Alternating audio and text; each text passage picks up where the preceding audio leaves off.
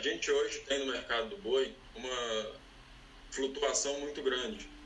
A gente pega o diferencial, né, entre praças no Brasil, e ele tem variado bastante, principalmente em relação a Rondônia, que acho que é onde a arroba está mais desvalorizada.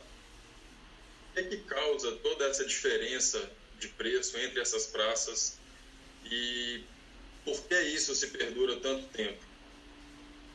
Bom, boa tarde, Thiago, boa tarde, Marcos. É uma satisfação aí estar com vocês, agradeço a oportunidade.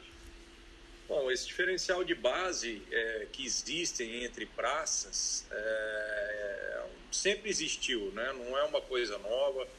Isso tem a ver com micro-regiões e seus consumos, micro-regiões e suas demandas, tem a ver com distância, com logística, com frete.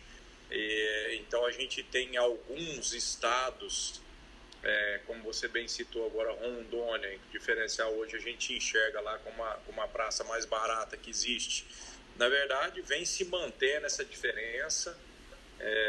E é uma diferença muito comum que está acontecendo, porque o grande centro consumidor ainda é o estado de São Paulo, ainda é São Paulo, a cidade. Então, quer dizer, o deslocamento dessa produção até aqui gera um custo de transporte, gera um custo de imposto.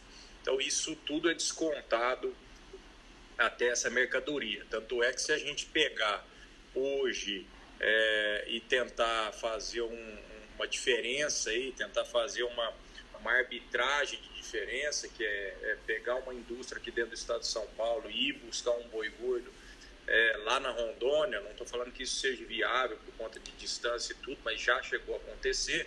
Se você colocar um boi gordo dentro de uma carreta lá dentro da Rondônia, Chupinguaia ou Pimenta Bueno, e trazer esse animal pagando todos os impostos e fretes para ser abatido aqui dentro do estado de São Paulo, provavelmente, se você computar todos esses custos, vão dar uma arroba aqui ao redor de um boi de 205, 206, 200 reais. Então, quer dizer, essa diferença toda que existe entre estados estão embutidos, ficam embutidos em cima dessa diferença que acontece, desses custos que acontecem para transporte e recolhimento de impostos, né? Então, quando o mercado em si, essa diferença de base, distorce, como já aconteceu, nós já tivemos num passado não muito distante, eu diria que uns 4 anos atrás, onde a Rondônia valia mais ou menos R$40 de diferença para o estado de São Paulo. Não é o caso hoje. Então, quando há uma distorção de base, nesse diferencial de base, o próprio mercado acaba contornando essa diferença. O próprio mercado acaba se ajustando e essa diferença acaba se regularizando. Então, se eu não me engano, há 4 anos atrás, boi na Rondônia era 119, 120, 120 e poucos reais, boi aqui dentro do estado de São Paulo era ao redor de R$160. Então, os próprios players mesmo, os próprios frigoríficos ou os próprios intermediadores começaram a ir buscar boi gordo na Rondônia, o que fez com que o rebanho lá diminuísse e essa diferença de base acaba voltando a uma diferença historicamente normal, que é o caso que está acontecendo hoje, né? Eu te fiz essa pergunta, Caio, por 2 motivos. Porque a gente, né, enxerga muito nos comentários e nas conversas das notícias que a gente publica, o pessoal às vezes meio perdido, porque a gente publica normalmente, você falou, né, a Praça de São Paulo é a base de tudo, né, é dali que saem as outras precificações, digamos assim. E às vezes o pessoal acaba não entendendo uma arroba 205, 206 no estado de São Paulo e uma arroba 187 em outros estados, 190, né? Às vezes o pessoal enxerga essa diferença e não acredita e não entende o porquê isso acontece. O segundo ponto a gente vê hoje em Rondônia uma reposição como a mais cara do Brasil, né? A gente até publicou aí mais cedo a notícia, a arroba do bezerro 275, né? Uhum. Pecuaristas já buscando, do Mato Grosso, já buscando boi lá, bezerro lá, para poder repor plantel, né? Pensando aí no mercado futuro.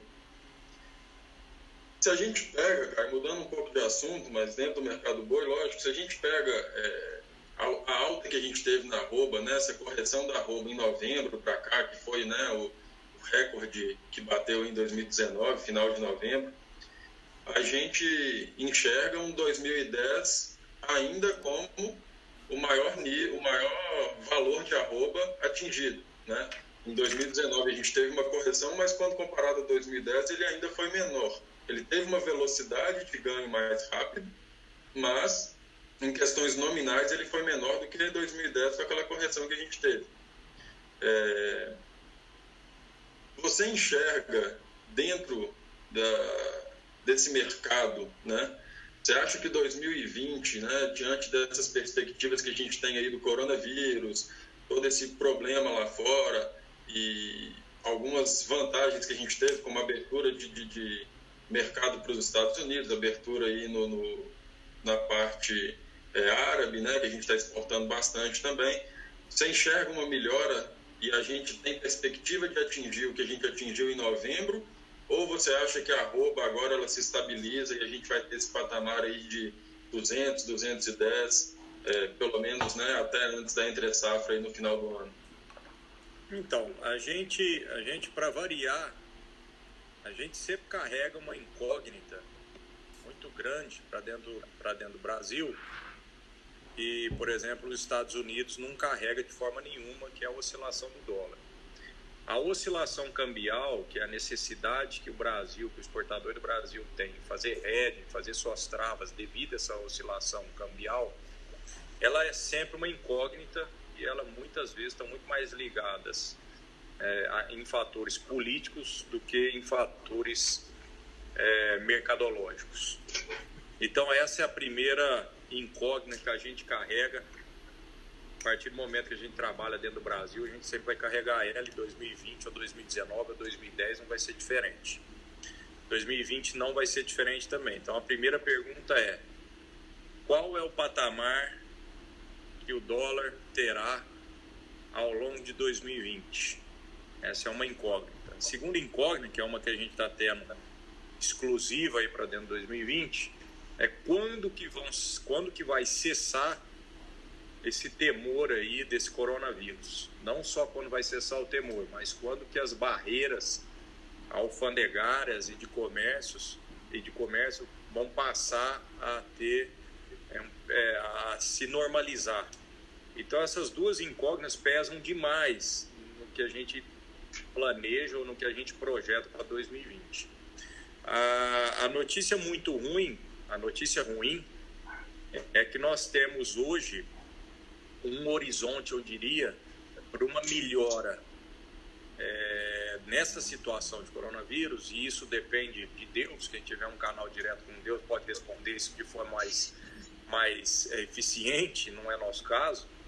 É muito difícil a gente saber quando que isso vai acabar, mas eu imagino que não acabe aí nos próximos 30 dias ou nos próximos 35 dias.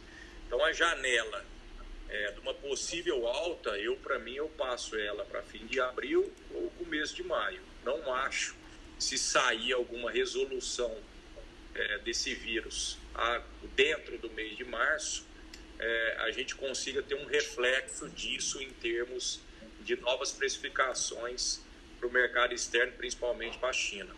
Essa é a notícia ruim, a curto prazo.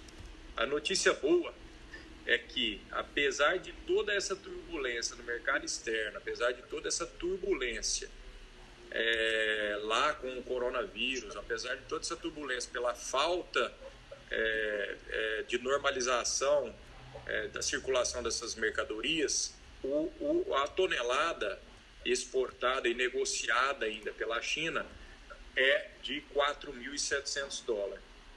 Então, quer dizer, nós estamos nós estamos na pior fase, diria eu, espero que sim, em termos de exportação, em termos de comércio, justamente por conta dessa bagunça do coronavírus com a China e com os outros países também. Apesar da gente ter nesse processo e nesse local de pior situação, a China ainda paga $4.700 a tonelada, o que equivale, nós até postamos essa conta, uma tabelinha, nós postamos lá no aplicativo AgroBrasil, nós postamos que isso equivale a um boi ao redor de R$200. Então, quer dizer, Na pior das hipóteses, esse boi sendo exportado para a China ainda equivale a um 200, 210, 198, 205. Isso vai depender muito da logística, da eficiência da indústria em colocar essa carne lá. Mas a pior das hipóteses ainda vale ao redor de 200. O que eu quero dizer é que, de médio a longo prazo, quando essas barreiras começarem a se normalizar, provavelmente nós vamos ter uma tonelada de carne sendo negociada com a China ao redor de 5.500, 5.600, por que não $6.000 a toneladas? Então, quer dizer, nós temos sim um horizonte muito promissor, só que eu diria que esse horizonte promissor para a arroba passa a ser de 40 a 60 dias e não a curtíssimo prazo, mas eu diria que sim, que a gente tem grande chance de a gente voltar a ter um boi sendo negociado e comercializado ainda para 2020, naqueles patamares aí de 230, 235, 240 reais, sim. Certo. A gente falou bastante, né, cara, em relação ao mercado externo, mas o Brasil ainda tem um mercado externo ditando aí 30% a 35%, né, com esse crescimento todo da China em relação ao consumo do que a gente produz, né? O mercado interno ainda dita aí quase 70% a 75%, vamos dizer assim, no nível histórico normal de consumo, né, do nosso produto. Você enxerga uma perspectiva de melhora no consumo interno nesse ano de 2020, diante, né, desses fatores econômicos que a gente vem aí de reforma da Previdência, toda essa questão política que o Brasil vem passando? É o segundo ano de um governo completamente diferente, mas com sinais cada vez melhor na economia, né? Melhores na economia. E ainda é quem dita muito esse preço da arroba, né, no mercado interno, né? Eu acredito. A gente vem passando por melhoras sutis, mas a nossa base de comparação, como era muito baixa, a gente veio de anos de recessão, período PT, e a gente começa a ter, quer dizer, a empurrar esse vagão estacionado, que é o Brasil inteiro. Então, quer dizer, as ações que o governo tem feito, o ministro da Economia, Paulo Guedes, tem tomado, tem nos ajudado a crescer. E esse crescimento transfere, sem dúvida nenhuma, para essa parte aí, para esses 70% que for, que é nosso mercado interno. Sem dúvida nós estamos tendo geração de renda, sem dúvida nós estamos tendo geração de emprego e sem dúvida nenhuma nós estamos tendo um aquecimento do nosso consumo de modo geral, de bens duráveis ou de alimentação, e isso passa para essa proteína vermelha, que é o caso da carne. Então, sem dúvida nós estamos tendo uma melhora nesse ambiente que vai ajudar, né? As duas coisas precisam andar juntas. A gente não pode estar tão exposto assim só no mercado externo, como a gente não pode estar tão exposto só também no mercado interno. Precisa ser um pouco dos dois. A gente já vê uma melhora desse consumo justamente nessa virada de ano. Nós tivemos uma China que saiu do mercado pagando $7.200 e abriu 30 dias depois ou 20 dias depois pagando $4.700. A arroba realmente deu essa grande guinada aí para trás, mas achou um colchão, e esse colchão hoje é muito mais sustentável, eu diria, em cima desse 70% que fica do Brasil do que de alguma outra coisa que tem a ver com exportação. Se isso tivesse acontecido há 3 ou 4 anos atrás, provavelmente esse recuo teria afetado muito mais o preço da arroba, porque a gente teria um mercado interno muito menos apto, né, a comer, muito menos apto a gastar, e provavelmente essa arroba teria caído muito mais do que caiu agora. Então a gente vê que essa acomodação, esse colchão, entre aspas, ao redor de R$200, não é única e exclusivamente por conta desse consumo da China, porque a gente vê que isso aí caiu drasticamente quando essas barreiras fecharam. Então você vê que o Brasil realmente matou a bola no peito, e quem matou isso foi o mercado interno. Então a gente já vê isso, que é realmente uma melhora que precisa ser ponderada aí para esses anos para frente, né, principalmente para 2020. A gente enxerga, né, o Brasil, saiu o último relatório, o Brasil líder, né, o maior exportador de carne bovina do mundo, mas em faturamento a gente ainda deixa a desejar, né? Vamos dizer assim, o Brasil ainda tem uma carne barata. Qual é o cenário? O que você enxerga disso? Qual que é o gargalo que o Brasil ainda tem para ter uma carne tão barata diante, né, dos seus concorrentes lá fora? Eu acho que assim, a gente precisa parar, eu acho, de olhar um pouco essa parte de carne barata e carne cara, porque quando a gente coloca uma carne de qualidade, quando a gente direciona, por exemplo, uma cota Hilton, por exemplo, que é uma cota extremamente difícil de você alcançar, com qualidade e tudo, o Brasil consegue alcançar isso e consegue negociar isso de forma extremamente cara. O que deixa a nossa carne barata aqui é justamente a lei da oferta e da procura. Nós temos um rebanho extremamente grande, o terceiro maior rebanho do mundo, ou o segundo maior rebanho do mundo. O desfrute desse rebanho, quer dizer, a quantidade de animais abatidos que a gente tem feito dentro do nosso rebanho, tem só aumentado. Então, quer dizer, então a gente tem a tecnologia que o pecuarista vem aprendendo, a tecnologia de novas rações, o aumento desse animal confinado, vem aumentando o desfrute em cima desse boi, em cima desse rebanho, o que ocasiona mesmo que a gente oferece um pouco mais de carne para o mercado externo.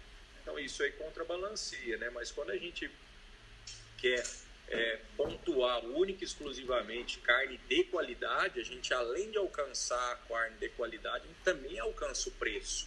Só que isso não é um share, quer dizer, isso não é numa pizza aí, numa amostragem total, isso não é 100% da nossa carne. É óbvio que a gente tem uma carne comercial, porque a maioria dos animais ainda são terminados a pasto e tem tudo isso, mas está tendo essa transferência de tecnologia, essa transferência de tecnologia e melhora de tecnologia tem aumentado o desfrute, tem aumentado a oferta, e isso aí tem contrabalanceado na parte da gente não conseguir também ganhar muitos preços, quer dizer, muitos prêmios em cada vez mais preço e cada vez mais preço. Então, quer dizer, a gente hoje é um exportador de commodity, e a commodity geralmente você não consegue colocar sobrepreço nela, né? Um mercado externo que coloca. Eu acho que a gente precisa pontuar isso aí, que a gente tem realmente um grande rebanho e uma eficiência muito grande em produzir.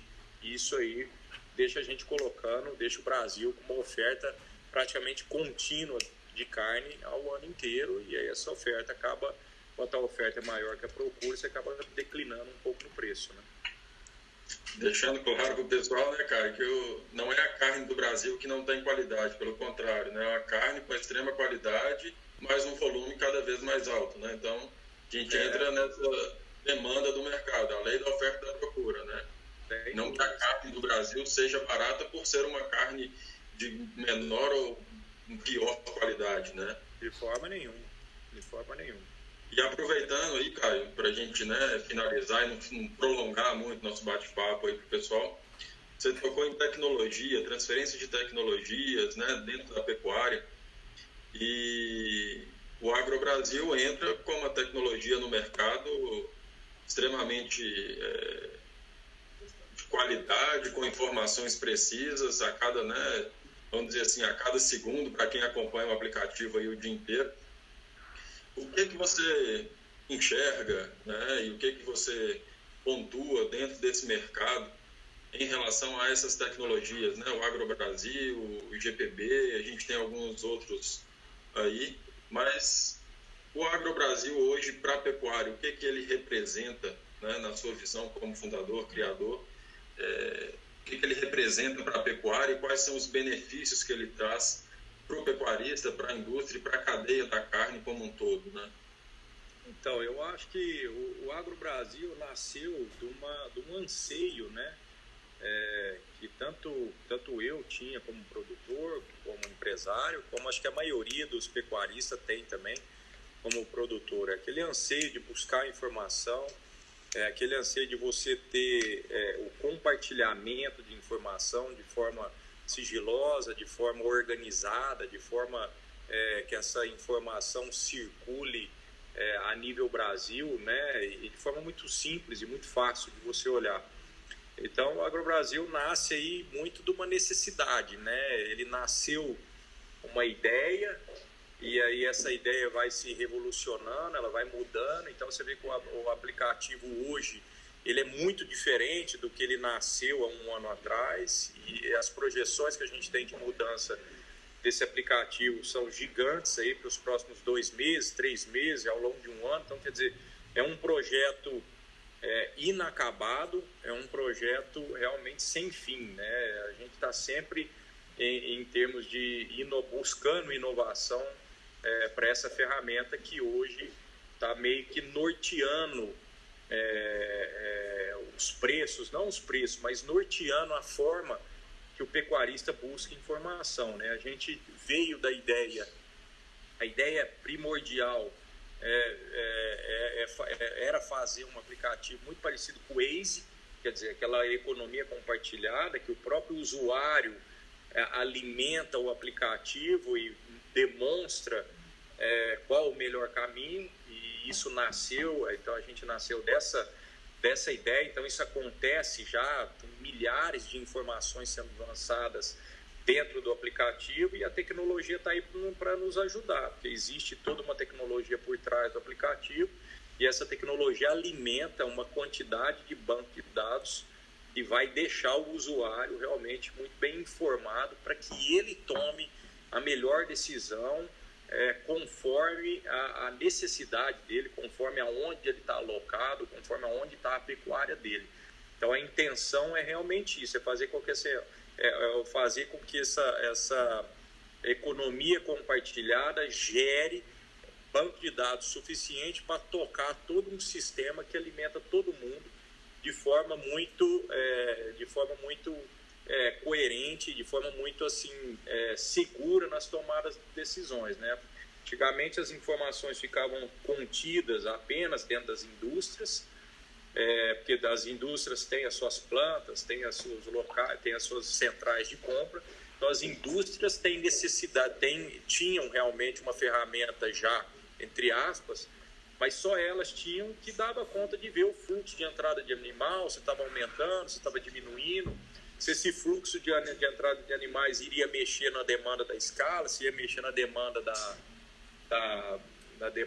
do atacado. Então isso tudo hoje, com o aplicativo, com essa informação compartilhada, a pessoa que às vezes está lá na Rondônia e ela acessa o aplicativo, ela está vendo se está aumentando o fluxo de negócio, está diminuindo o fluxo de negócio, se o aumento de fluxo de negócio gera uma diminuição, um peso no atacado, se esse peso no atacado está gerando realmente uma consistência na evolução das escalas.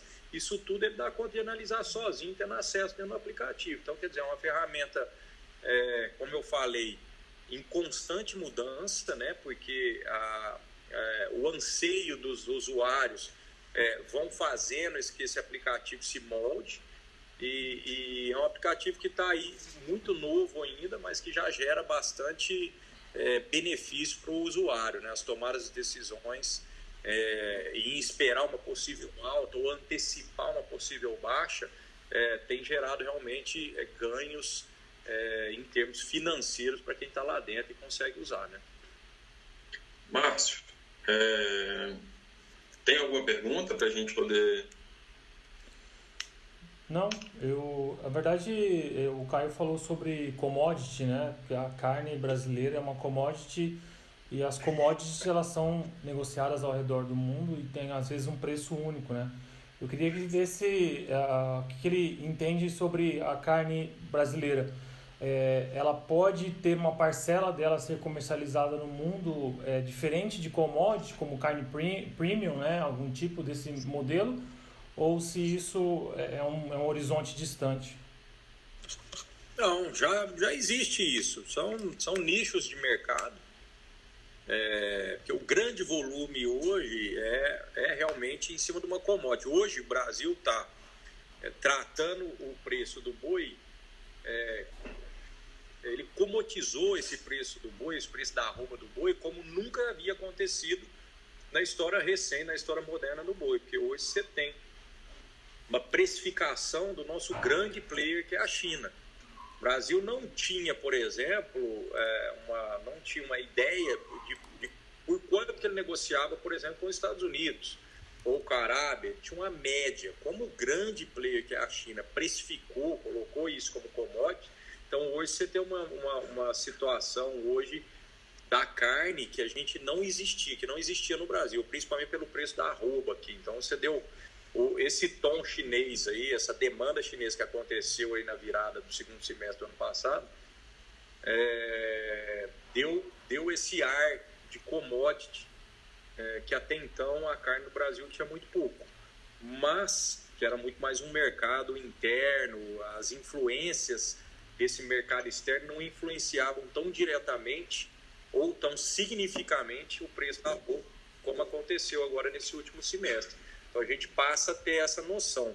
Mas em termos de nicho, o Brasil já produz uma carne diferenciada. A gente tem aí alguns grandes players do mercado. A gente pode citar aí o Alberto Barcelos mesmo, que faz um trabalho excepcional, que está nessa cadeia de carne há anos já, eu diria que há uns 20 anos. Ele começou um projeto, se eu não me engano, no Marfrig, em termos de classificação e precificação de carcaça, e hoje ele tem uma empresa sozinha, uma empresa que é dele, não me recordo o nome, mas essa empresa vai e cria alguns elos com os produtores, e esses produtores são super bem bonificados, né, porque é uma carne de alta qualidade, e ele dá conta de repassar essa carne muito mais cara, porque ele tem uma demanda de consumidor que exige esse tipo de qualidade, e ele não exporta. Se me recordo, se me corrija se eu estiver errado, mas eu acho que isso é direcionado 100% para o Brasil. Então, quer dizer, em termos de nicho, o Brasil já consome uma carne de qualidade. O brasileiro aceita, em alguns elos, em algumas partes, a pagar esse extra nessa carne. Quer dizer, o brasileiro já aceita isso. O grande problema no Brasil, hoje, é consumir essa grande massa de carne, o dianteiro, essa parte que alimenta, vamos dizer assim, a parte C e D da população. Então, quando a gente tem um crescimento do Brasil, um crescimento do PIB, que a gente tem essa transferência de população subindo em termos de ganho de capital, a gente interfere exclusivamente nessa parte da carne que sai muito pouco aqui no Brasil. E aí isso dá uma folga constante na arroba. Então é isso que a gente procura mesmo. Então, assim, a qualidade da carne a gente já tem, o produtor exigente, quer dizer, o produtor que sabe fazer essa carne a gente já tem, e o consumidor exigente disposto a pagar aqui no Brasil não é problema nenhum, a gente já tem. Tranquilo, Caio. A gente, agradece em nome de todo o Comper Rural e todos os nossos assinantes aí, todo mundo que visita a nossa página, pelo bate-papo rápido, lógico, e a gente já deixa aqui o convite, tanto para você quanto para os nossos clientes que acessam aí as matérias do Boi, que estão curiosos para saber. Na semana que vem a gente fazer um bate-papo um pouco mais longo e explicar um pouco mais alguns detalhes do mercado do boi.